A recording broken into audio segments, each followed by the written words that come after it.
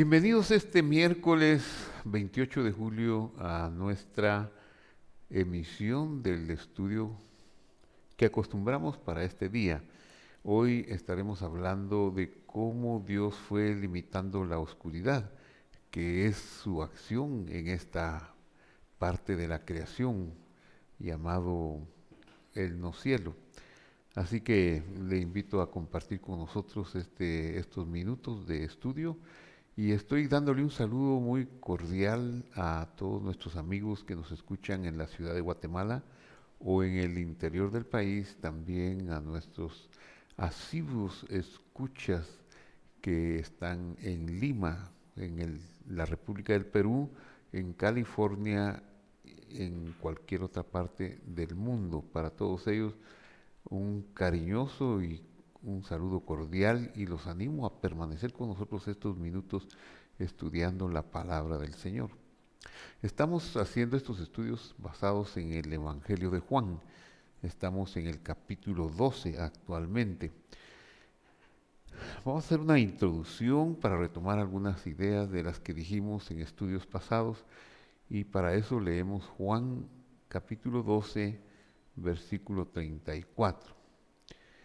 Pero antes de leer quisiera pedir la bendición del Señor para este estudio. Padre que estás en el cielo, venimos a ti en el nombre del Señor Jesús a pedirte que nos des tu bendición en la meditación y estudio de tu palabra de este capítulo 12 del Evangelio de Juan, que tú nos des la gracia de entender estas líneas que son revelación tuya y son producto de tu amor para nosotros, pero que con nuestra mentalidad de humanos no podríamos alcanzar los niveles superiores de estas escrituras. Por eso te pedimos que nos ayudes tú con el entendimiento en el nombre de Jesús. Amén y amén. Muy bien, entonces leo ahora sí, Juan 12:34 y dice, le respondió la gente, nosotros hemos oído que según la ley el Cristo permanece para siempre. Él ha dicho anteriormente que ha de morir, pero ellos dicen, bueno, si tú haces tantos milagros y creemos entender que dices que eres el Mesías, nosotros no podemos aceptar ese concepto de la muerte. Hemos oído que según la ley el Cristo permanece para siempre. Se están refiriendo a las escrituras del Antiguo Testamento, tanto a la ley o al Pentateuco como al resto de los escritos donde podría encontrar evidencia de estas palabras. El texto continúa diciendo de la manera siguiente, ¿cómo pues tú dices que es necesario que el Hijo del Hombre sea levantado? ¿Quién es este Hijo del Hombre? Y esta pregunta nos llama a hacer una reflexión para ver la respuesta más adecuada. ¿Qué significa con el Hijo del Hombre? El Hijo del Hombre es una forma de hablar teológica de aquel tiempo, forma parte del metalenguaje de aquellos días. Los sabios de Israel han dado origen a una teología, algunas conclusiones que se difundían en aquellos días, tanto en literatura como en sus enseñanzas de boca a boca. Y una de ellas es el Hijo del Hombre. Esta expresión, el Hijo del Hombre, toma origen en el libro de Daniel, versículo 13. Y leo, miraba yo en la visión de la noche y vi con las nubes del cielo, y vi que con las nubes del cielo venía uno como un hijo del hombre. Ahí es donde aparece por primera vez la expresión que tomó después una importancia en el lenguaje apocalíptico y que el Señor Jesús utilizó refiriéndose a él como el Hijo del Hombre, este hombre de Daniel 13. Y entonces sigue diciendo el versículo, un como Hijo del Hombre, que Barenash, como Hijo del Hombre. Y vino hasta el anciano de días, Atiquioma, y lo hicieron acercarse delante de él. Recordemos que el libro de Daniel es un libro que fue escrito en arameo y en hebreo.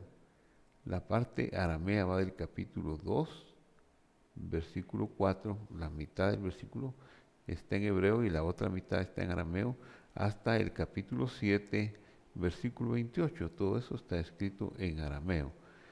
Seguramente los interlocutores del Señor hicieron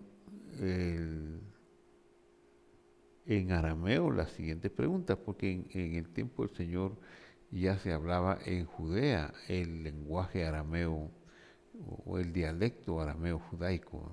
Entonces le hacen la pregunta crucial: ¿quién es este hijo del hombre? ¿Quién es este Badenash? ¿Quién es? ¿Por qué hablas de él? Y queremos saber más de él. Si la pregunta hubiera sido hecha en hebreo, lo cual es improbable, hubieran dicho: ¿quién es este Ben Adam? ¿Quién es este Ben Adam? Pero como ellos hablaban arameo, han de haber dicho: ¿quién es este Bar Enosh? No entienden por qué este hijo del hombre tenga que morir. La muerte del Mesías, o sea, Dios voluntariamente disminuido por amor, es un concepto muy difícil de aceptar. Es casi imposible para muchos, a menos que haya una acción divina que quiera darlo a conocer. De lo contrario, no es fácil entender que Dios quisiera morir. No lo entendemos. La divina respuesta aparece anticipada en el Salmo 8. Eso es lo interesante, que hay una respuesta, hay un antecedente, por decirlo de alguna manera, sobre el Hijo del Hombre, y que nos dice que no está hablando de un humano, sino que está hablando de un lenguaje espiritual, teológico. Entonces, esta pregunta, decía, aparece anticipada en el Salmo 8. Y dice así, el Salmo 8: ¿qué es el hombre para que tengas de él memoria? Dice el versículo 4. ¿Qué es el hombre? Me pregunto, ¿qué es el hombre para que tengas de él memoria, y el Hijo del Hombre para que lo visites? O sea, ¿qué es el hombre que lo pondrás como memorial? ¿Qué es el hombre que le darás tanta importancia? ¿Qué es este hombre? Y sigo leyendo. ¿Y qué es el Hijo del Hombre para que lo visites? Y luego dice: lo has hecho poco menor que los ángeles y lo coronaste de gloria y de honra. El Salmo nos viene a revelar entonces que el salmista está teniendo una visión 1000 años anticipada. 1000 años antes de que el Señor Jesús estuviera en la tierra, el salmista tiene una revelación y ve a un hijo del hombre que viene, como dice Daniel, delante del anciano de días, que viene en las nubes del cielo, y de pronto se presenta y dice: yo soy el Hijo del Hombre. Dice que uno ahí, el Señor Jesús se presenta diciéndoles que Él es el Hijo del Hombre, pero con unas credenciales extraordinarias, sanando portentosamente, haciendo unos milagros que solo pueden ser atribuidos al Señor, a Dios, causando una sensación extraordinaria. Pero el salmista entonces, ¿qué es el hombre para que lo visites? ¿Qué es el hombre para que lo llenes de majestad? Y luego sigue diciendo el versículo 5: lo has hecho poco menor que los ángeles y lo coronaste de gloria y de honra. El salmista se está dando cuenta de que hay un ser en el futuro que será disminuido, y ese ser nada menos es que es el mismo Dios que se disminuye por amor para venir a esta tierra.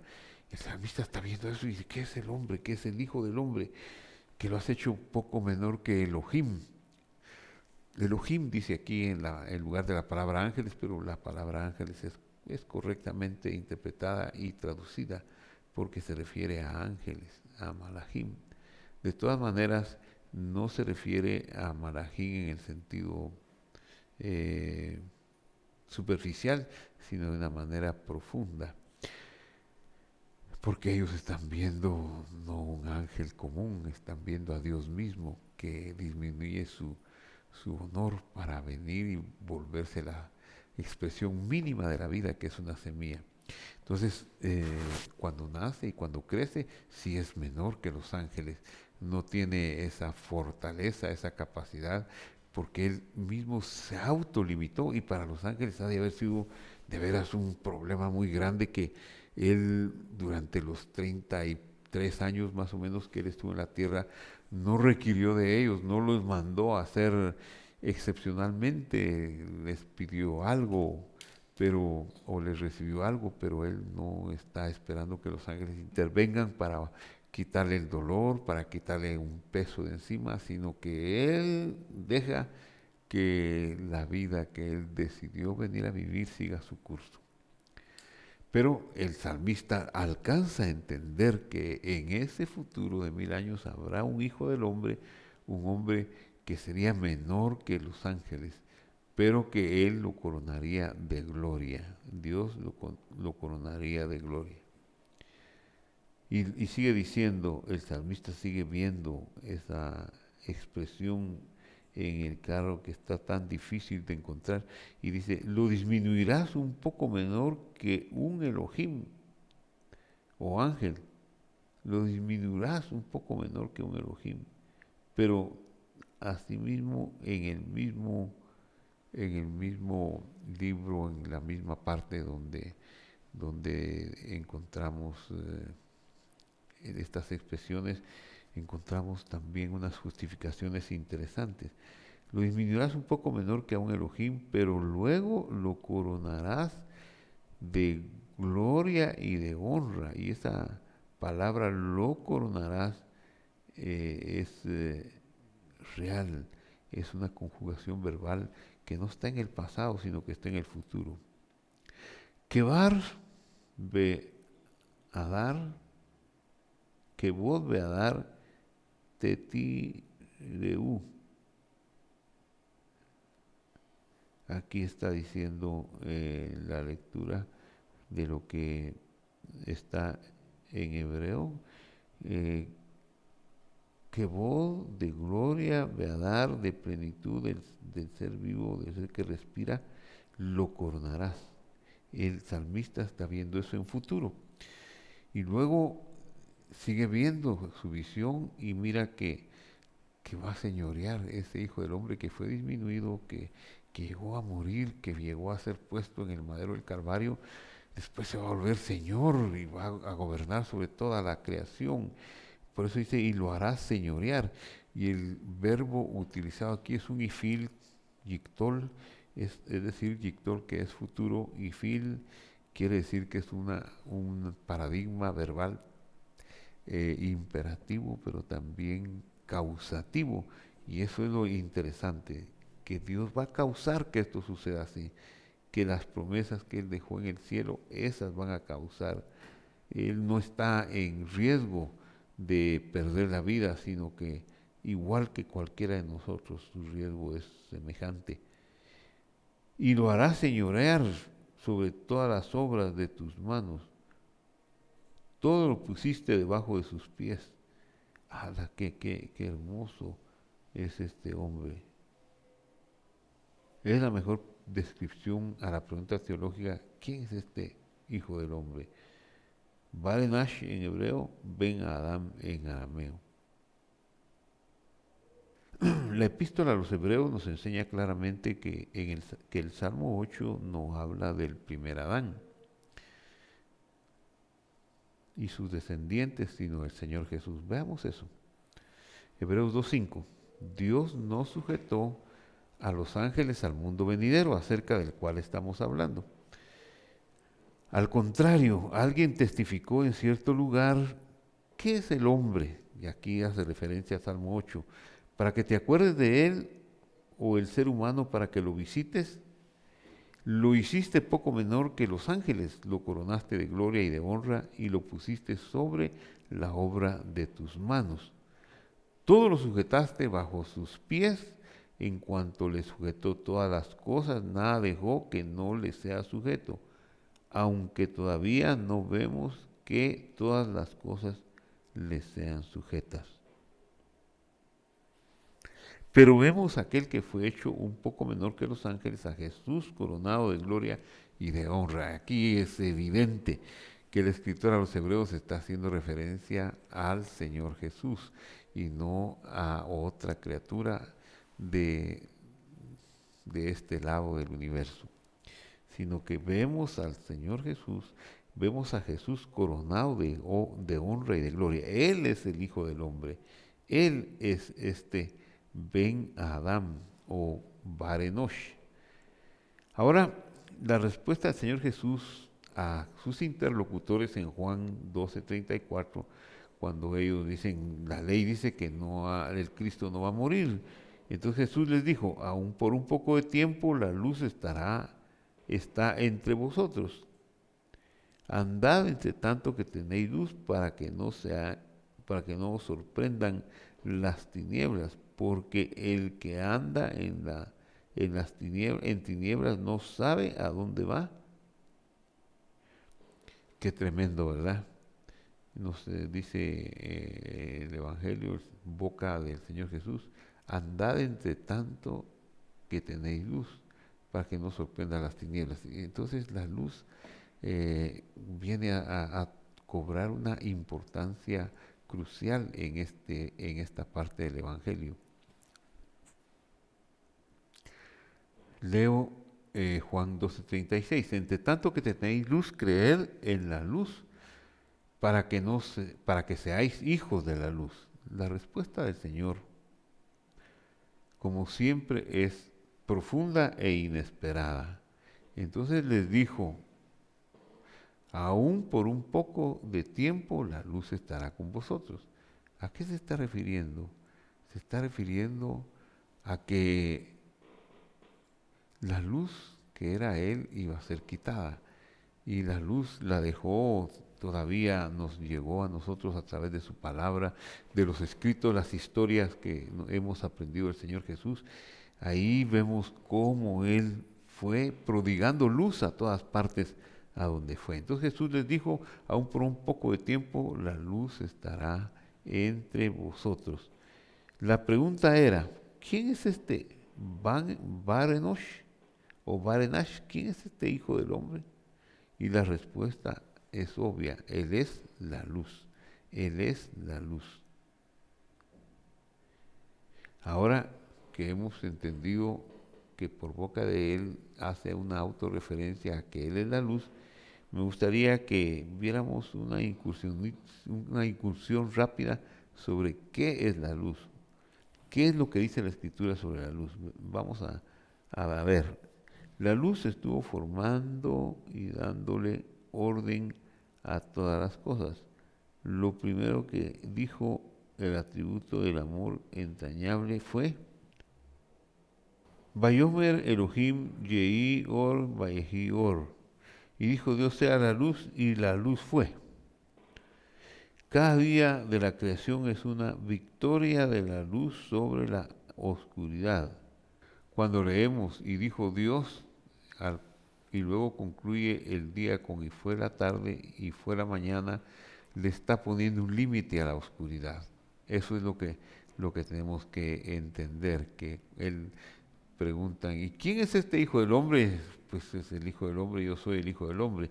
O sea, Él es Dios, vino limitado, pero vino con algunas acciones que puede realizar, que puede hacer en favor de la humanidad y se prodigó para hacer muchos actos de bondad. Entonces el Señor aquí está diciendo, y dijo Dios, y concluye el día con y fue la tarde y fue la mañana. Así es como concluyen las expresiones de creación de Génesis 1. Después de que Dios creó tal cosa y dijo tal cosa, dice, y fue la tarde y la mañana. Le estaba poniendo límite a la oscuridad. Sigamos. Recordemos lo que dice Juan al comienzo de su evangelio. Esto es muy interesante recordarlo. En Él estaba la vida, en el Señor Jesús estaba la vida y la vida era la luz de los hombres. Es que es imposible que la oscuridad logre dominar a la luz. Si entra uno en un cuarto oscuro y enciende un fósforo, se va a iluminar. Y si ese fósforo se extiende hacia una candela, es imposible que esa candela no siga compartiendo y que la oscuridad pueda venir, porque la oscuridad es abayazadora y viene y nos envuelve, pero muchas veces lo hace con mentira, como lo hace su dueño, el padre de toda mentira, Satanás. Así que la luz resplandece en la oscuridad y la oscuridad no la dominaron. ¿Cómo reconocer al Señor Jesús en aquellos días? Esto yo me lo he preguntado, cómo, bueno, hoy no lo podemos reconocer si no es por revelación y en aquellos días de igual manera el método no habría cambiado. Había que permanecer en la fidelidad de Dios, lo que Él había revelado a través de sus profetas, eso, y eso podía ser la transición al Dios viviente que estaba ahí en persona.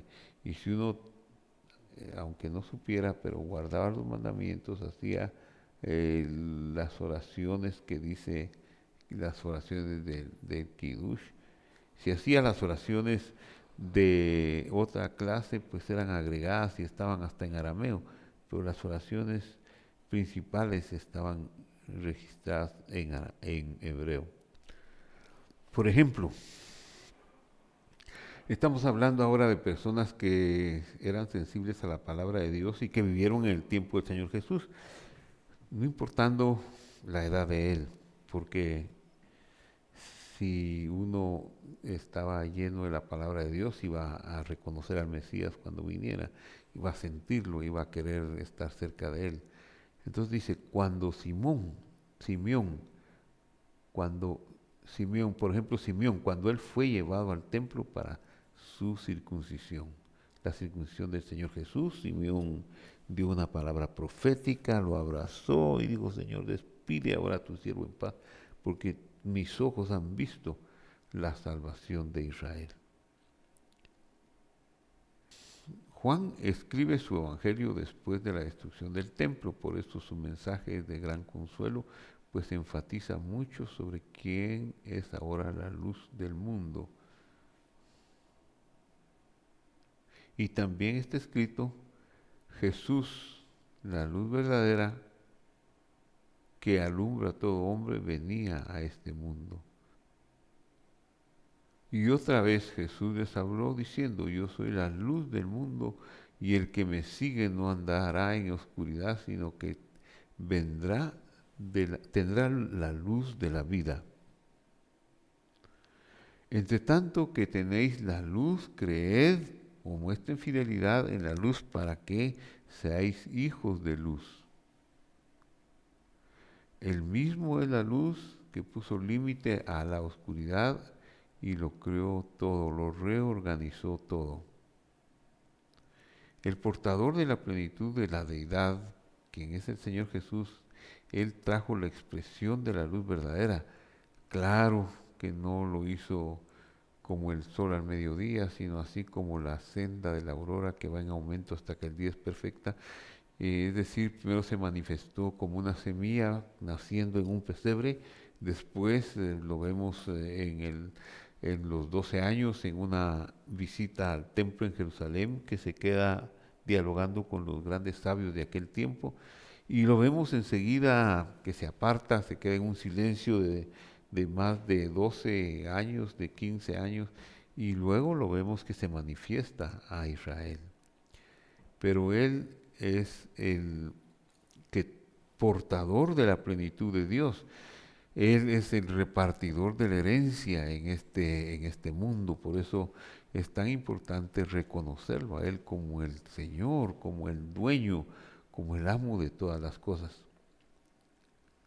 Porque Él trajo la expresión de la luz verdadera, solo que en forma tenue, o sea, noga, fue tenuemente como Él tuvo a su cargo. Él hizo que nuestra vida antes y después del pecado siga teniendo sentido.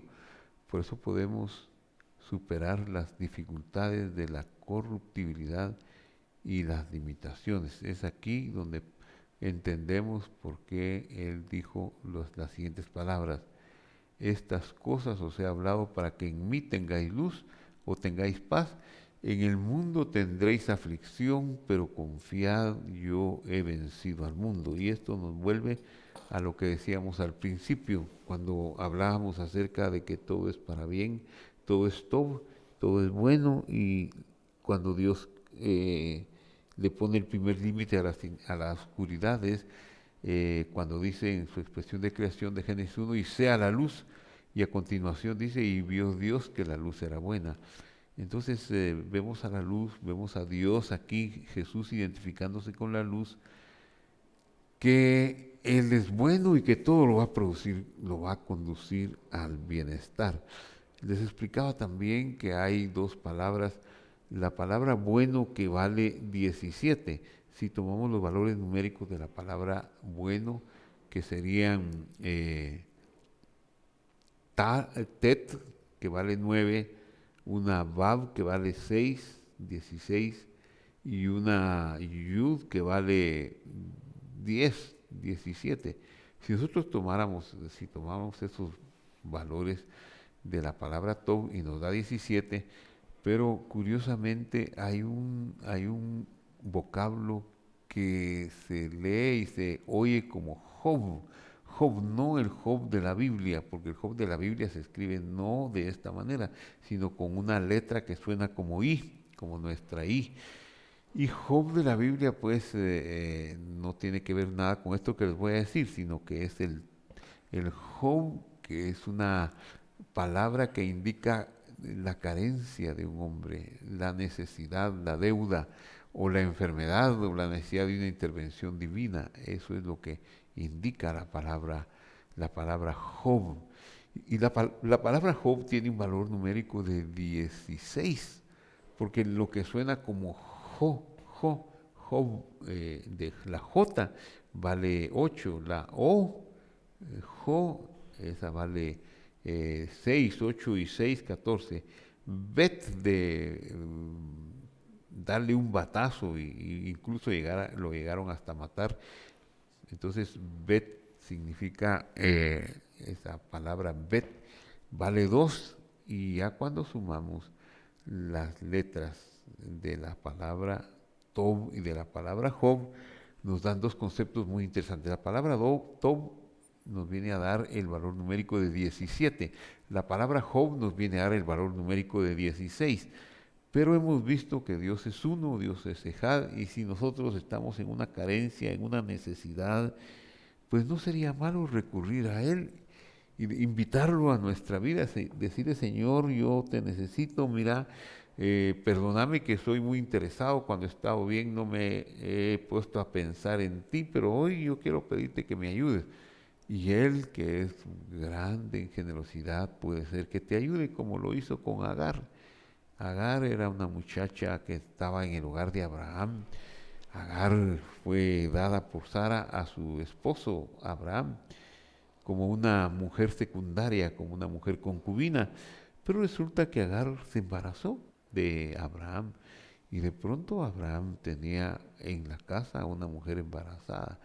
Y eso podría haber sido una gran dicha, porque si no había hijos, pues ahora había un hijo por lo menos, aunque no fuera con Sara, pero había un hijo de él que podía ser su heredero. Él antes le ha preguntado a Dios: ¿quién será mi heredero? Sino un mayordomo, y está decepcionado por eso, pero no, ahora es el propio Abraham el que tiene un hijo. Pero claro, eso a Sara no le gusta, pues le lastima, le hiere profundamente, y sobre todo porque seguramente Agar no tomó una actitud madura y empezó a pavonearse de que estaba embarazada y que Abraham no había podido tener hijos con Sara, pero que ella está embarazada. Bueno, tantas cosas que yo me imagino que pudieron haber ocurrido, que no dice la Biblia, no está escrito, pero tampoco puedo pensar que no haya sido algo similar o parecido. Entonces Sara oprimió a Agar, y Agar tuvo que salir huyendo de la casa de Abraham. Eso sucedió dos veces. La última vez quizá fue más justificada, porque ya Ismael, el hijo de Abraham y de Agar, ya tenía cerca de 14, de 15 años, y lo encontraron haciendo cosas ofensivas que ofendieron a Isaac, y entonces lo sacaron de la casa. Y Agar se fue con su hijo, se fue al desierto. Pero Abraham le sustentó un poquito, sin embargo no suficiente, porque se le acabaron las provisiones, sobre todo el agua. Y estando en el desierto, entonces Agar pone a su hijo a un tiro de arco, así, a esa distancia, porque piensa, para que cuando muera yo no lo oiga, yo voy a estar aquí muriendo y mi hijo va a estar muriendo allá. Y cuando está con esos pensamientos en su corazón, dice también que el muchacho le clamó a Dios y que Dios oyó la voz del muchacho. Y cuando está con esos pensamientos, un malaj, un ángel baja y se presenta ante ella y le dice: ¿qué pasó, Agar? ¿Qué estás haciendo aquí? ¿Cómo te va? Pues no, pues aquí estoy en carencia, aquí ya me voy a morir, estoy en Job, deuda, carencia, Het, Bab, Bet, estoy en 16 en otras palabras. Sí, Agar, pero bueno, veo que todavía tenés ánimo para orar, para clamar. Y entonces le abre los ojos el ángel a Agar. Y Agar de pronto, al mirar por donde el ángel le señala, encuentra que hay un pozo, que hay agua, que ya no tiene que morir. Entonces ahí revive, resucita y le cambia la mentalidad de muerte, la mentalidad de se acabó todo, por una mentalidad emprendedora. Y la Biblia dice que después de eso ella vivió en los lugares del desierto, es decir, no fue a una ciudad, sino que en los lugares desiertos, y también fue a Egipto a conseguirle una esposa a su hijo, que era lo que él conocía, y el hijo vino a ser una gran nación, que Dios le dijo a Abraham que por él la haría de este hijo una gran nación. ¿Qué fue lo que pasó ahí? Lo que pasó es una lección para nosotros, que estaba en Job y llegaron a Tob. Estaban en carencia y llegaron a todo lo bueno. Agar en su oración, Agar en su aflicción, el muchacho en su aflicción, porque dice la Biblia claramente que Dios escuchó la voz del muchacho. El muchacho en su aflicción clamó y le pidió a Dios ayuda, y Dios lo atendió y le abrió los ojos a Agar. Siempre había existido ese pozo ahí, porque un ángel no es creador. Así que solo fue instrumento para abrirle los ojos a Agar. Quiera Dios que muchos ángeles vengan y nos abran los ojos a nosotros cuando estemos en situaciones Job, en situaciones de carencia, que pensamos que la muerte es el único paso que viene por delante y que no hay otro paso más que la muerte. Que levantemos nuestra mirada al cielo, que abramos nuestros labios y clamemos al Dios, al único y sabio Dios, y le digamos: auxíliame, ayúdame. Estoy en 16, pero si tú vienes, tú que eres uno, que eres el Dios único, vienes y me ayudas, contigo vamos a ser 17, y entonces todo va a ser para bien y todo va a ser todo. Y eso fue lo que le pasó a Agar, y eso es lo que nos puede pasar a nosotros también si nosotros eh, le pedimos a Dios. Si nosotros reflexionamos en nuestro corazón y le pedimos ayuda, no importa si estamos con una enfermedad muy grave o si estamos en una carencia muy mala, no importa cuál sea nuestra circunstancia, lo que sí es cierto es que Dios es bueno y nos auxiliará. Querido amigo que nos ha seguido hasta aquí, vamos a orar y voy a pedirle a Dios que si usted está en Job, llegue a Tob, que si usted está en carencia, Él se haga presente a usted, ya sea por un ángel, ya sea por una palabra que usted reciba, y que de esa manera usted vea que hay sendas donde parece que no hay caminos, y que usted puede ser un triunfador. Oremos. Padre que estás en el cielo, en el nombre del Señor Jesús, te doy gracias por este momento de meditación, de reflexión. Señor, nosotros hemos fallado, hemos sido negligentes en cuanto a conocer tus sagradas promesas y las escrituras. Por eso te pedimos que nos perdones, Señor, y que nos ayudes a entender tu palabra, que es rica en bondad y que nos habla de que tú eres bueno. El Salmo 84 al final dice que no retendrás ningún bien, ningún tob a los que caminan en tus caminos, en tu integridad, en tu palabra. Y eso es lo que te pido para mis hermanos que están escuchando este mensaje, que no se vean retenidos de ningún bien, que ninguna cosa les haga tener angustia, y que si eso estuvieran pasando, es decir, que ellos sepan que tú, el uno, los puedes conducir y llevar hasta el 17, que es el Tob, y que se cumpla aquella palabra que dice que todas las cosas son para bien, que esto también es para bien, y así, Señor, disfrutar de la vida abundante que tú tienes preparada para nosotros en este tiempo, y allá nos tienes la vida eterna. Gracias, Señor, en el nombre de Jesús. Amén. Querido internauta que nos ha seguido en este estudio de este miércoles, le quiero invitar a que incursione en nuestro canal. Tenemos algunas listas de reproducción donde usted podrá encontrar algunos títulos que podrían servirles si quisiera estudiar, si quisiera escuchar algún mensaje pasado o volver a estudiar este mensaje. Y también, si lo quiere compartir con amigos, puede hacerlo, hágalo. Nos daría mucho gusto que usted lo comparta, que usted se suscriba a nuestro canal, también sería una gran alegría para nosotros. Volveremos con un estudio similar de hoy en 8 días, el siguiente miércoles. Y también volveremos con un mensaje de la palabra de Dios el domingo entrante por la mañana, a las 9 de la mañana. Lo invitamos a visitarnos de nuevo en este canal. Que la bendición del Señor esté sobre ustedes y sobre nosotros. Que Dios nos bendiga, nos guarde y nos proteja a todos.